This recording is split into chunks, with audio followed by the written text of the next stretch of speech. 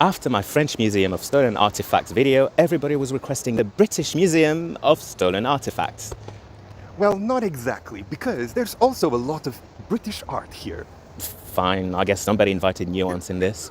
My main issue with the Musée du Quai Branly was that there was no acknowledgement of how France and its colonial project impacted the civilizations being displayed.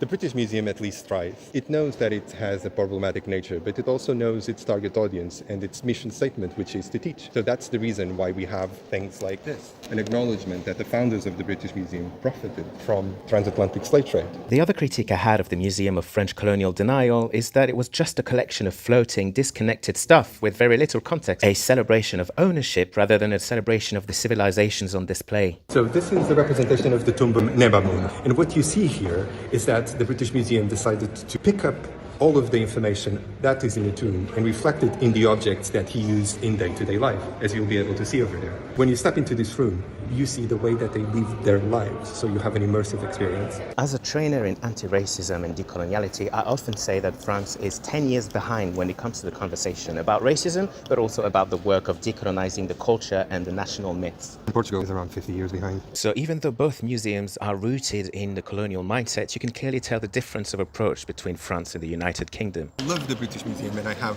a relationship that is complicated regarding the context of the British Museum, because this is a place that has a ton of different contexts. And unlike the museums that you see in Portugal and France, it's also a place in which you see kids rolling around on the floor.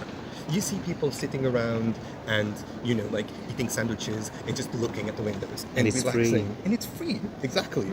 And it's free. And you can literally walk from the street, wherever you are, and you're going to have a place in this place.